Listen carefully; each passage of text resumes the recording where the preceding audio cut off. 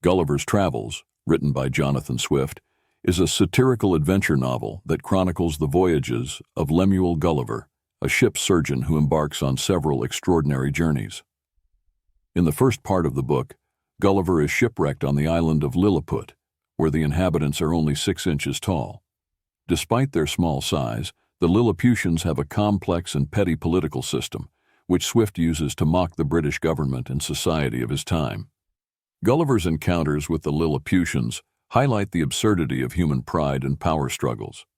In the second part, Gulliver finds himself in Brobdingnag, a land of giants.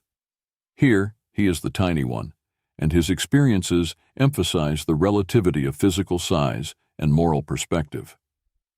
The Brobdingnagian king's critical view of European civilization forces Gulliver to reflect on the vices and follies of his own society. Swift uses this contrast to critique the arrogance and corruption of political leaders. Gulliver's third voyage takes him to the flying island of Lilliput and its associated territories.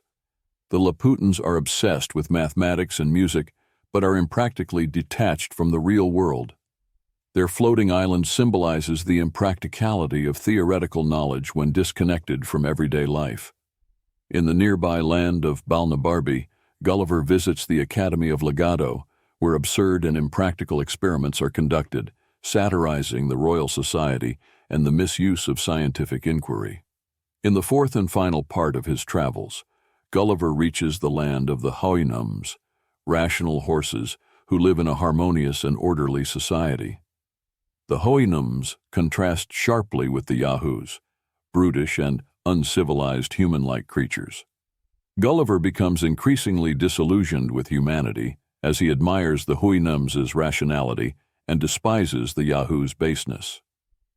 This section serves as Swift's ultimate critique of human nature, questioning whether humans can ever achieve true rationality and virtue. Upon returning home, Gulliver is so disenchanted with humanity that he isolates himself from his family and society, preferring the company of horses. Swift's novel ends on a pessimistic note, highlighting the tension between human potential for reason and the persistent flaws that undermine it. Life lessons from Gulliver's Travels. The dangers of pride and arrogance.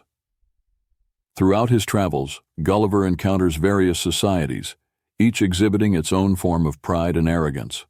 Whether it's the petty Lilliputians or the conceited Lilliputians, Swift illustrates how these traits lead to conflict and downfall. This teaches the importance of humility and self-awareness.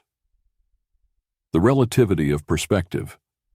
Gulliver's varying size relative to the inhabitants of Lilliput and Brobdingnag shows how perspective shapes one's understanding of the world.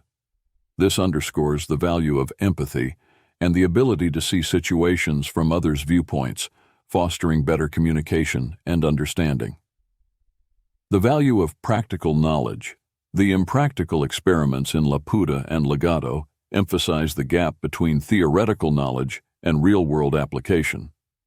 Swift suggests that knowledge should be grounded in practicality and usefulness, promoting a balanced approach to learning and problem-solving.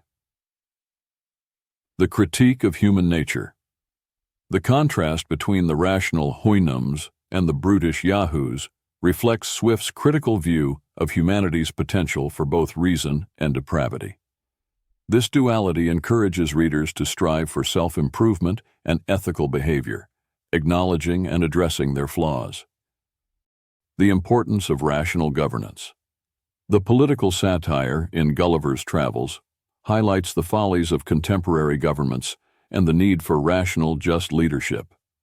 Swift advocates for governance based on reason, fairness, and the common good, rather than selfish ambition and corruption.